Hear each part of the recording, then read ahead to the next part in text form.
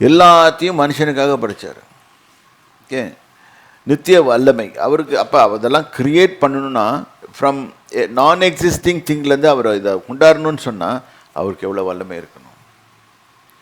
அதே வல்லமை இங்கேயும் இருக்குது. அவரால் எல்லாம் செய்ய முடியும். But we should understand first of all what is the power of God. அது எப்படி ஜெனரேட் ஆகுது. So people can also say that Holy Spirit is the power of God. Okay, உலகம் உண்டானது முதற்கொண்டு நித்திய வல்லமை தேவத்துவம் is God. Nobody can compete with it. அதனால தான் சொல்கிறேன், என்னென்று வேறு தேவர்கள் உனக்கு வேண்டாம். இன்றைக்கி நம்முடைய வாழ்க்கையில் நம்ம ஆராய்ச்சி பண்ணி பார்க்கணும். நம்ம இயேசுவை வணங்குகிறோம், தேவனை துதிக்கிறோம், இயேசுவின் மூலமாக துதிக்கிறோம், எல்லாம் பண்ணுறோம். ஆனால் நம்மளுக்கு வேறு ஏதாவது காட்ஸ் இருக்கா நம்முடைய வாழ்க்கையில்?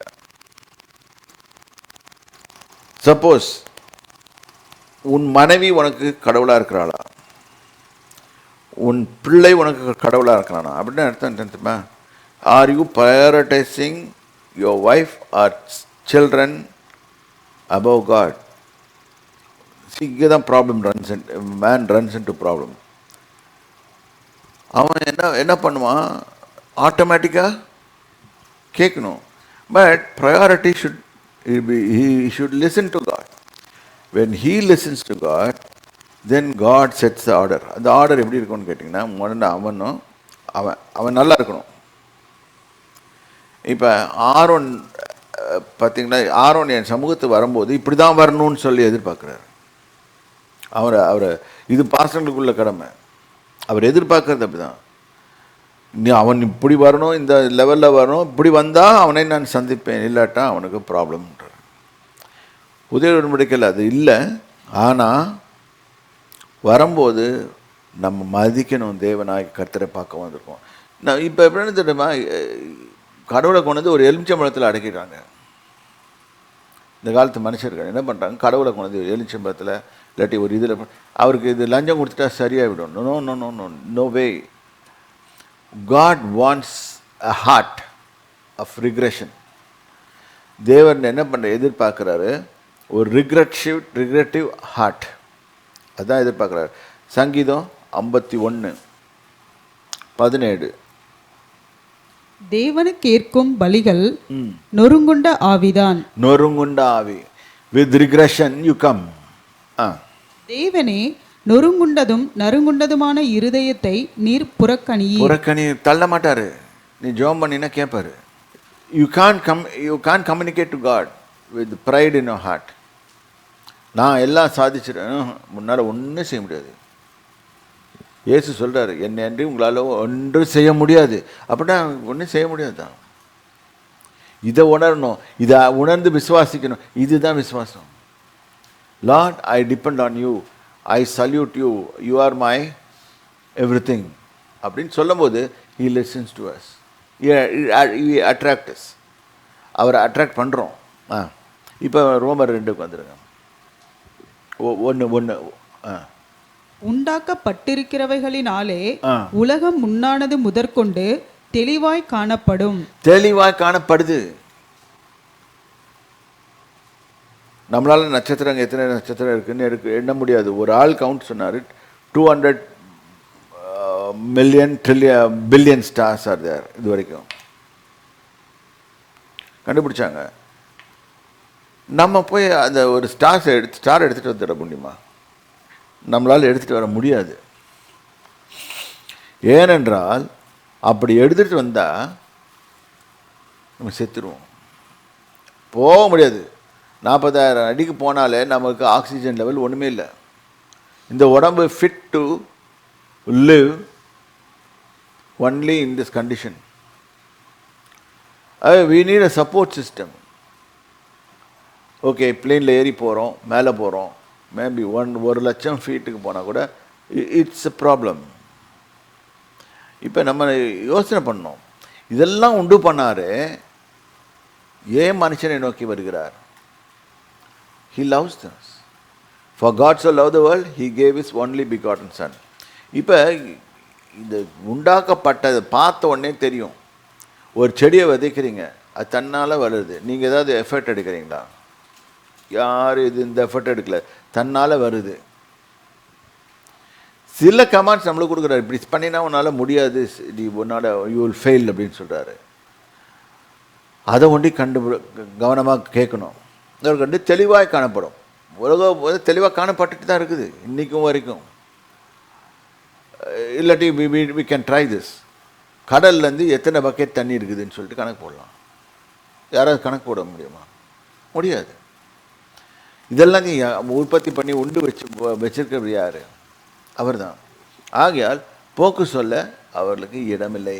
அதாவது we don't know அப்படின்னு போய் Lord we don't know about all these things சொல்கிறதுக்கு இடமில்லை. The only education we need is learning about God. அவரை பற்றி அறிகிற அறிவு அறிஞ்சோம்னா மற்றதெல்லாம் நம்மளுக்கு வந்துடும். Then Jesus says, முதலாவது தேவனுடைய ராஜ்யத்தையும் அவருடைய நீதியையும் தேடுங்கள், அப்போது இவள் எல்லாம் கொடுக்கப்படும். சரியா? அவளுக்கு போக்கு சொல்ல இடமில்லை. இப்போ 21வது வசனம். அவர்கள் தேவனை அறிந்தும் அவரை தேவனென்று மகிமைப்படுத்தாமலும். தேவனென்று மகிமைப்படுத்தாமலும். இதுதான் see power generation, this is where it starts. தேவனை நீங்கள் மகிமைப்படுத்துங்க. நல்ல காரியத்திலும் கெட்ட காரியத்திலும் மகிமைப்படுத்துங்க. ஆகான மேலே கல் அடிக்கிறாங்க. யோசுவா என்ன வார்த்தை சொன்னார்? மகனே நீ தேவனை மகிமைப்படுத்து, உன்னை போட்டு கொடுத்தது அவர் தான். திருட்டுத்தனம் பண்ணா போட்டு கொடுத்தது. யோசனை பண்ணி பாருங்க, இது எப்படி இருக்கும்? சாவு போற மகிமைப்படுத்து.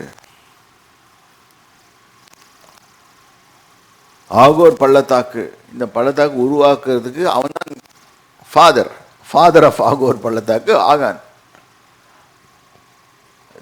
த வெரி ரீசன் இஸ்ரேல் புத்திரர்கள் தோல்வியை சந்தித்தார்கள். யோசுவா போய் விழுந்து கிடக்கிறார். கர்த்தர் சொல்றார், ஏன் அப்படி விழுந்து கிடக்கிறார்? எந்திரிச்சு போய் பாருங்க.